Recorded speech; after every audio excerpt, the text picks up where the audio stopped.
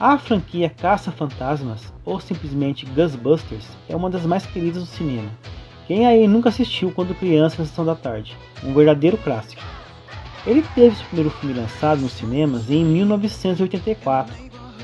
Com sucesso veio a sequência em 1989, Ghostbusters 2. Daí foram 32 anos para que os fãs pudessem ver novamente uma sequência direta, e ele chegou com Ghostbusters muito mais além, no final do ano de 2020. Até tivemos uma tentativa de reboot em 2016, mas melhor deixamos para lá. Hoje falarei somente dos jogos lançados para os consoles domésticos, portáteis e arcade.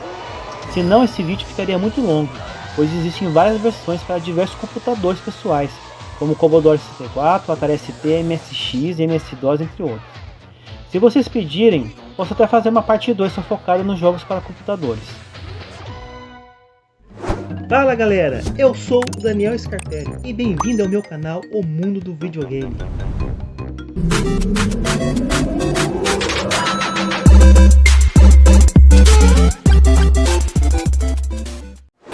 Vamos começar a falar da versão do Atari 2600. Lançado em 1984 pela Activision, criado pela lenda David Crane, o criador de Pitfall, esse jogo na verdade foi um multiplataforma lançado para vários sistemas, e tanto essa versão como as outras são quase idênticas, mudando apenas graficamente, é claro. Essa versão é bem legal, pois é um dos poucos jogos do Atari com trilha sonora, e olha que você percebe realmente que é a trilha do filme. O jogo possui bons gráficos, e é um jogo longo se tratando de Atari, com várias fases e missões, coisa rara para o console.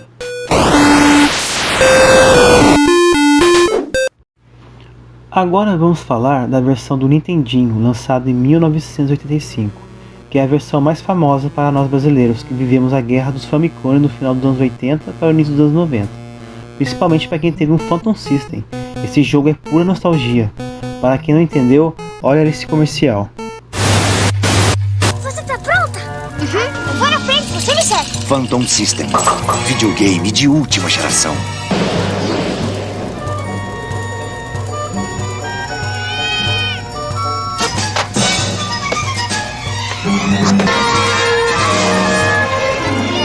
Phantom System. Nunca foi tão emocionante ficar em casa. Será que alguém pode me explicar no que o garoto está atirando com a pistola? Bem, como eu disse anteriormente, o jogo é muito parecido com o do Atari, mas com gráficos melhores, mas não para o padrão Nintendinho, sendo até bem fraco graficamente para o console, fazendo lembrar mais gráficos do Atari 7800. A jogabilidade é quase a mesma, você deve ir nos locais onde tem fantasmas usando os raios de prótons e a armadilha para prendê-los. A trilha sonora com o tema do filme está ok. Na minha opinião, vale mais pela nostalgia, para quem jogou na época, para quem teve um Phantom System principalmente.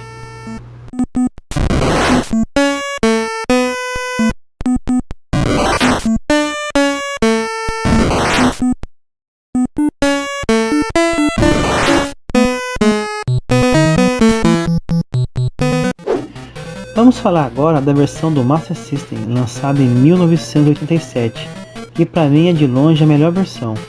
A tela título tem até a letra da trilha sonora para você acompanhar com uma bolinha.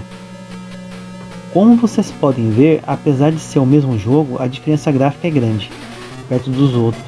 As cores, o detalhe do mapa, do Ecto 1, dos prédios da cidade, os raios de prótons, que parecem raios mesmo, e a armadilha que está bem parecida com o que nós vemos no filme.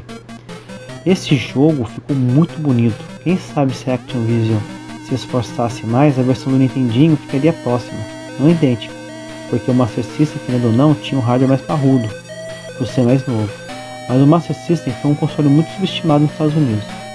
Essa versão vale muito a pena você dar uma olhada caso você não a conhece. Ghostbusters para Mega Drive, lançado em 1990, produzido pela SEGA sob a licença da Activision, que possuía os direitos dos filmes na época para a produção de games. Esse é de longe o melhor jogo na minha opinião, baseado no primeiro filme. Na verdade baseado entre aspas, né, porque do filme eu acho que não tem nada nele. Ele é bem diferente dos demais jogos lançados pela Activision. A SEGA o transformou num jogo de plataforma com muita ação. Você pode escolher entre 3 personagens, Peter, Ray e o Egon. Pena que não possui também o Winston, que ficou de fora. Os gráficos são muito bem feitos, os personagens ficaram muito engraçados nesse estilo cartunesco, os designs dos fantasmas e dos chefes, que por sinal são bem difíceis de se derrotar, são bem legais, mas os cenários são simples e repetitivos. A trilha sonora, apesar de ser muito boa, a música tema não ficou uma das melhores. Tem jogos anteriores na qual o tema foi melhor trabalhado e executado. Nesse jogo dá até para se divertir por muitas horas. Ele é viciante, apesar do nível alto de dificuldade, muito comum nos jogos da época. Pena que ele não é multiplayer, e isso acaba sendo um ponto negativo, pois jogar esse jogo com 2 jogadores deve ser mais divertido ainda. Mas de resto, ponto para a SEGA.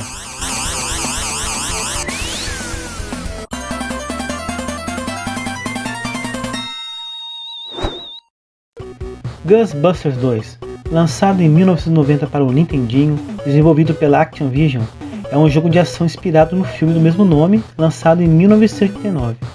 O game possui vários níveis, onde você deve evitar aranhas gigantes fantasma, seja pelo esgoto, no tribunal, no metrô ou no museu, usando para isso um atirador de plasma.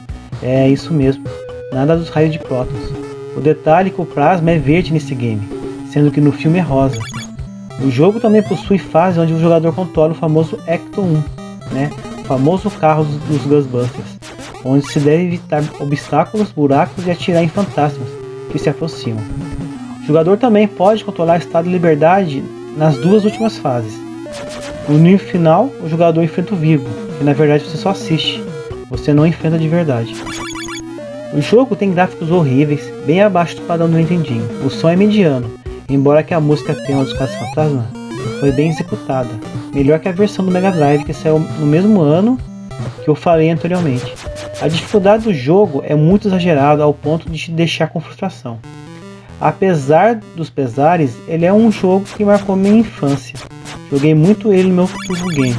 Apesar de não chegar muito longe no jogo, ele me traz boas recordações e muita nostalgia.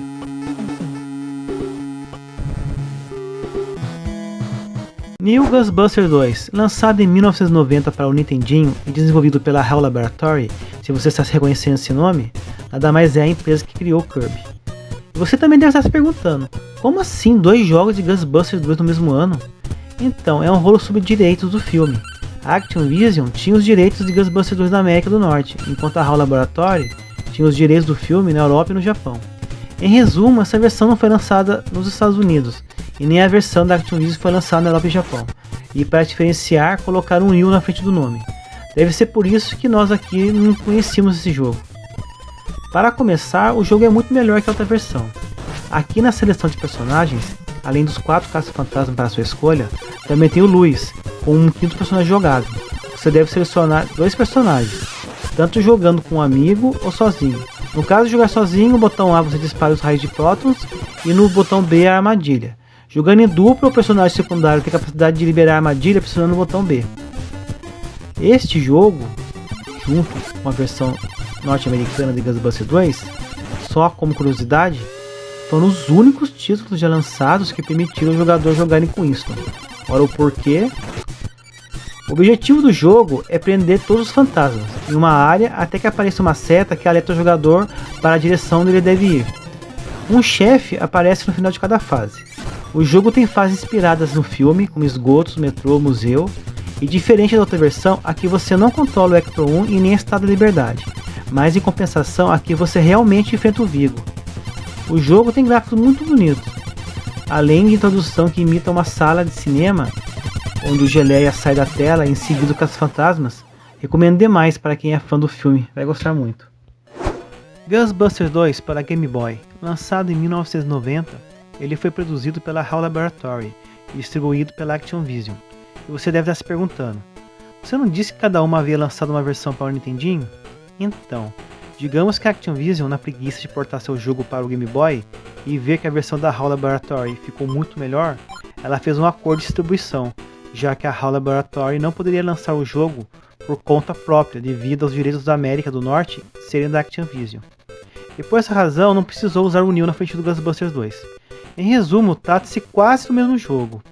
para o Nintendinho. Lógico, algumas diferenças, como por exemplo, aqui não temos o Luiz como quinto personagem, os cenários estão com menos detalhe, devido também ao hardware do Game Boy, mas pelo menos nessa versão existe uma pequena introdução não presente na versão do Nintendinho, onde aparece o Peter com a Dana passeando com o bebê no carrinho, e a Noshi aparece e sequestra o pequeno Oscar.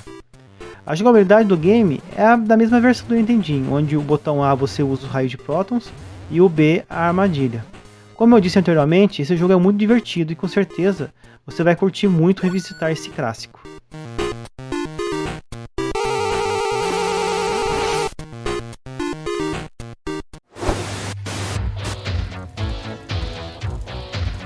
Devido ao grande sucesso do filme de 1984, no ano de 1986, a Sony Pictures produziu uma animação que estreou no canal ABC com o nome de The Real Ghostbusters. A animação teve esse nome longo por um grande motivo: iria estrear outra animação 3 dias após a animação da Sony, chamado somente de Ghostbusters, que era inspirada em uma série dos anos 70 com o mesmo nome, criado pela Filmation, a mesma produtora de He-Man. E eles eram donos dos direitos do nome Ghostbusters. Tanto é que o filme Ghostbusters quase teve que trocar de nome, mas Lou Scheimer, dono da Filmation, autorizou o uso. A animação durou de 1986 a 1991 e foi um grande sucesso, principalmente aqui no Brasil, onde ele estreou nas manhãs do show da Xuxa. Com o sucesso, lógico que viriam os games, e é para eles que nós vamos agora. The Real Ghostbusters, lançado para os arcades em 1987 pela Data East, é um game no estilo shoot-up, muito comum na época, o famoso jogo de tiro. Ele possui 10 níveis com dificuldade elevada, para que você perca muitas fichas, é claro. A câmera do game é de um ângulo aéreo, que era muito comum em games na época, como Mercy e Ikari Warriors, só para citar alguns para vocês. O jogador controla um membro do Caça-Fantasmas, que deve se defender contra vários monstros e fantasmas, enquanto completa cada nível em um limite de tempo. Os monstros são mortos por tiros, o jogador pode ganhar pontos de bônus prendendo a alma de cada monstro morto, o que é feito usando um feixe de prótons para sugar os fantasmas. Itens de bônus que podem ajudar o jogador estão escondidos durante todo o game, em objetos como tambores de óleo e carrinhos de mão. Os itens de bônus incluem novas armas ou o fantasma geleia, que protege o jogador matando os inimigos que se aproximam demais. O final de cada nível apresenta um chefe fantasma que deve ser derrotado, ou derrotando, ele vai deixar para trás uma chave que permite ao jogador acessar o próximo nível. A versão arcade inclui uma opção multiplayer para até 3 jogadores. Os gráficos são muito bem feitos e coloridos, e a jogabilidade é ótima. A tela enche de inimigos bem detalhados. É um jogo muito divertido, apesar de dificuldade super elevada.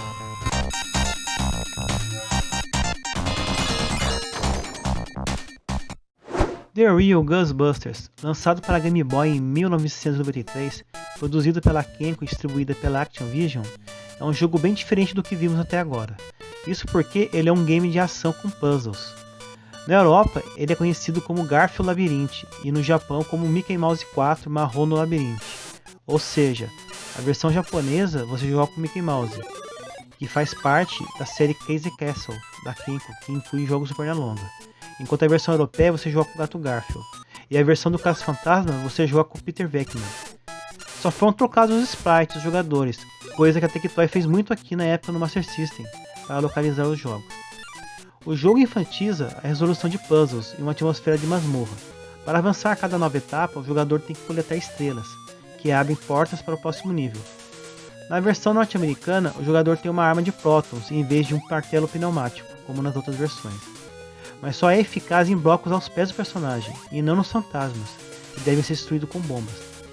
O jogador é recompensado com um password de 12 dígitos após a conclusão bem-sucedida de cada fase. Uma tela de inventário está presente somente na versão japonesa. Os gráficos são muito abaixo para um jogo de 93. Apesar de ser bem legal no início, o jogo acaba se tornando muito repetitivo, vale mais por curiosidade.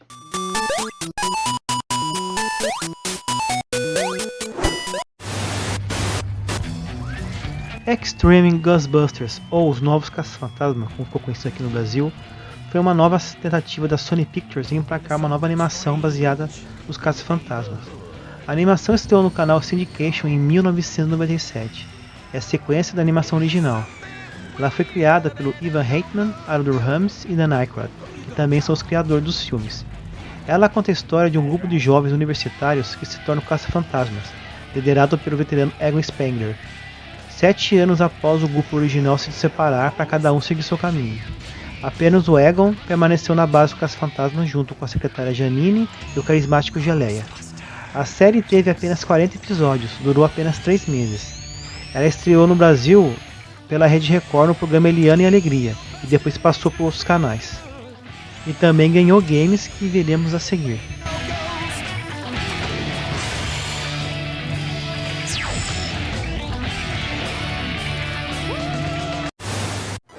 Extreme Ghostbusters, lançado em 2001 para Game Boy Color, produzido pela Light Shadow Production, é um jogo de ação onde você tem 5 personagens da sua escolha.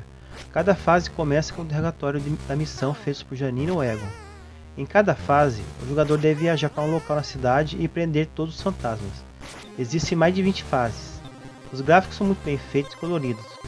Souberam usar muito bem a paleta de cores do Game Boy Color, deixando tanto os personagens como os cenários ricos em cores. Coisa que não acontecia muito na época, já que em alguns games que saíram no console ficaram com cores bem pobres, pois muitos não souberam usar tão bem a paleta de cores. O jogo possui vários inimigos, onde você utiliza sua arma de prótons para derrotá-los. O som é bem executado, apesar de simples, mas cumpre bem o seu papel. O jogo é bem divertido, cada personagem tem uma habilidade que sobressai as demais. A jogabilidade é muito boa e garante horas e horas de diversão. Caso vocês não tiverem oportunidade, recomendo muito que vocês conheçam esse game.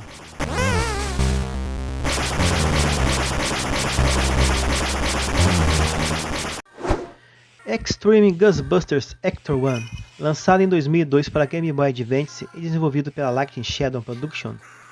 A história do game se passa com o demônio Conde Mercurial, que sequestrou Roland e Garrett, 2 membros do Caça-Fantasma, cabendo os membros restantes, Eduardo e Kylie, salvá-los.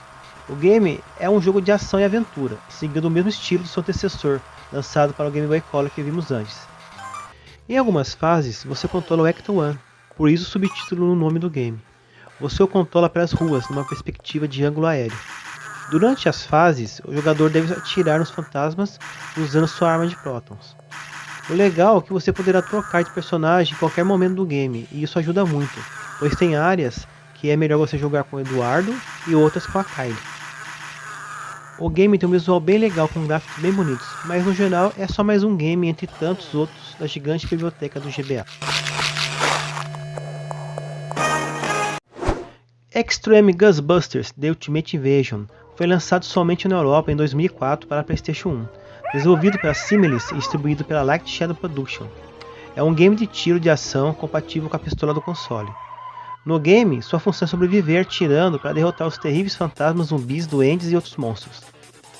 Na história, o Professor Whitman, do Museu da Cidade, alertou os caça-fantasmas sobre fenômenos perturbadores.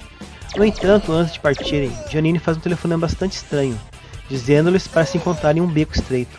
Eles rapidamente descobrem que a reunião era uma armadilha de Mirror Demon, o fantasma do mal. Assim começa o tiroteio para sobreviver. O jogo é bem fraco, já foi lançado no fim da vida do PS1. Só de sair na Europa você já percebe que o game não teve tanta dedicação, pois por lá o PS1 ainda recebia alguns fracos lançamentos. A jogabilidade faz lembrar Time Crisis, onde você se abaixa para se proteger e carregar a arma. Os gráficos são bem pobres, o cenário 3D e inimigos de sprite 2D. Os cenários se repetem muito, os fantasmas são mal feitos e não existe muita variação de inimigos. Eles se repetem muito durante a jogatina. O som é sofrível, chega a irritar o som que os fantasmas fazem quando morrem. A música de fundo é a mesma no game inteiro, e isso acaba irritando. Até dá pra brincar um pouco, mas logo você o deixará de lado.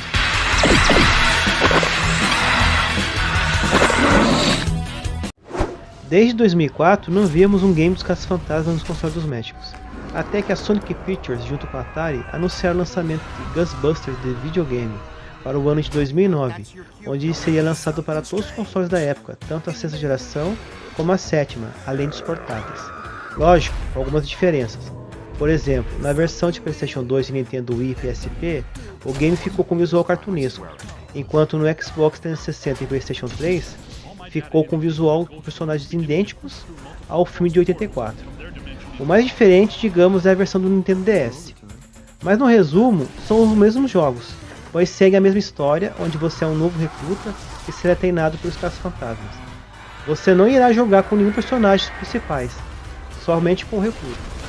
O enredo do jogo foram escritos pelo Dan Aykroyd e Harold Ramis, ou seja, o Ray e o Egon. A dublagem dos personagens foram feita pelo próprio elenco do primeiro filme. O game é considerado canônico, pois nele, além de você jogar os acontecimentos do primeiro filme, você verá mais detalhes, com bastante material extra para enriquecer ainda mais a experiência. Vamos então para as versões. Vamos falar agora das versões de PlayStation 2 e Nintendo Wii. As duas versões são praticamente idênticas, como eu havia dito antes. Os gráficos, além de serem mais simples, os personagens são mais do estilo cartunesco. Até entendo, pois esses hardwares já eram defasados e não conseguiriam portar o game com todos os detalhes, como nas versões de 7ª geração. O que difere aqui é que na escolha do recruta você tem a opção de escolher entre um rapaz ou uma moça, coisa que não existe nas outras versões. Graficamente, como havia dito, o PlayStation 2 e o Wii quase não tem diferença, mas na jogabilidade o Wii tem uma pequena vantagem, pois você pode usar o Wii Remote para mirar nos fantasmas, com o feixe de prótons, e isso facilita muito a sua vida. De resto, é um bom game, você segue os acontecimentos do filme, e isso já vale para qualquer fã da franquia.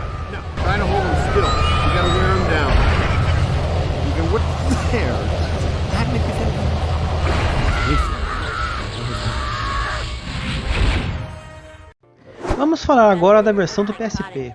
Não tenho muito o que falar, ele é praticamente quase idêntico à versão do PlayStation 2 e do Wii. A diferença, é claro, fica por conta da qualidade gráfica, que acaba sendo um pouco inferior. Mas mesmo assim tem bons gráficos, dentro do que o PSP pode oferecer. Ele tem todos os itens da versão do PlayStation 2 e do Wii, assim como a possibilidade de você escolher como recruta um rapaz ou uma moça.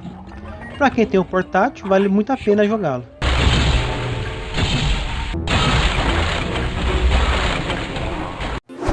Vamos falar agora da versão do Nintendo DS, que de longe é a mais diferente de todas. Em vez de ser um jogo de ação em terceira pessoa, é um jogo de cima para baixo semelhante ao Diablo. Depois de iniciar uma missão, você dirige o Act 1 para uma área, seja o cemitério ou biblioteca. Ao contrário do resto do jogo, você controla o Act 1 em uma visão em terceira pessoa atrás do carro. Você pode prender fantasma quando dirige usando uma arma de prótons montada no teto, mas por causa dos controles isso é quase impossível. Você controla o carro lento com o D-pad e em seguida usa a tela sensível ao toque para controlar a arma de prótons. Além disso, toda a cidade é mal projetada. Por exemplo, você precisa atravessar o mapa para chegar a um lugar próximo por causa das barreiras que o jogo apresenta. Essa viagem é muito longa e é marcada por uma quantidade extrema de neblina que acaba atrapalhando muito a jogatina. Quando você finalmente entra em um prédio, o jogo melhora um pouco. Você controla os 4 caça-fantasmas, levando-os por diferentes áreas, para que possam vagar e prender fantasmas, coletar louro que é usado para pesquisas para construir novas armas e coletar artefatos. Você alterna entre cada caça-fantasma à vontade, enquanto os outros são controlados pela inteligência artificial. Existem missões principais da história e missões secundárias.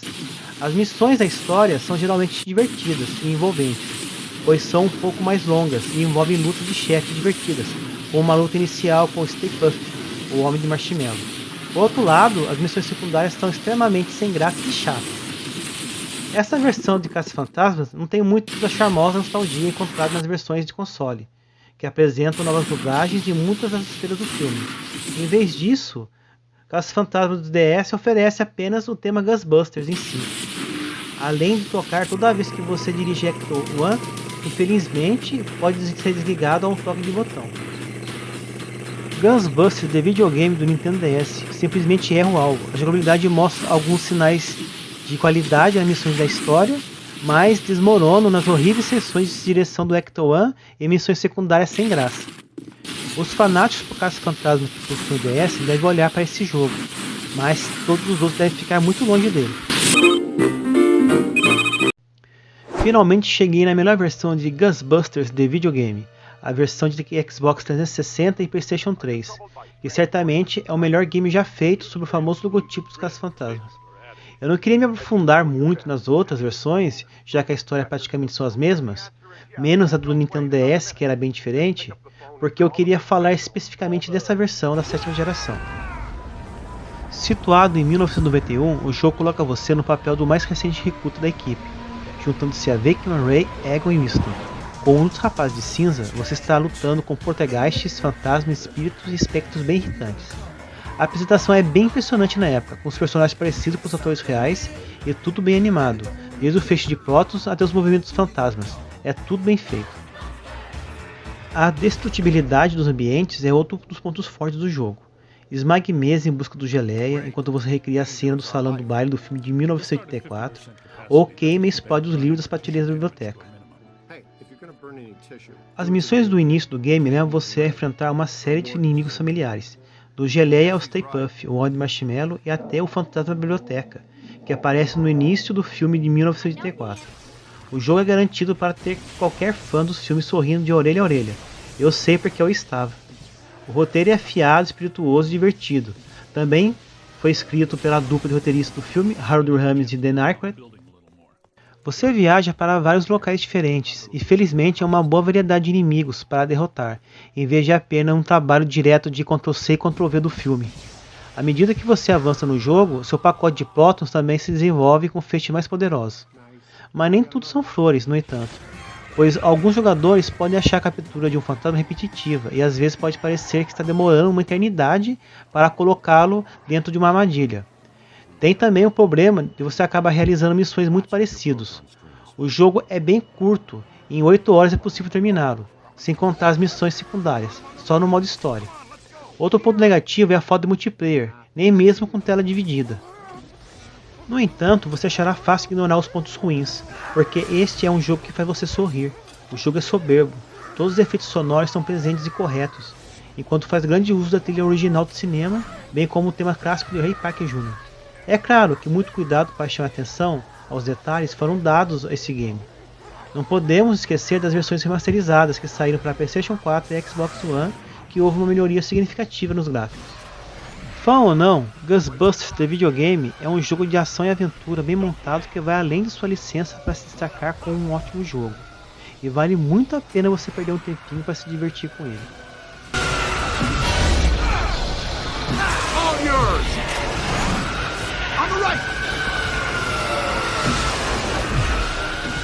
Bom galera, é isso, espero que vocês tenham gostado, se inscreva no canal, deixe aquele like para dar aquela moral, que eu pretendo trazer para vocês vídeos toda semana. Então, até a próxima!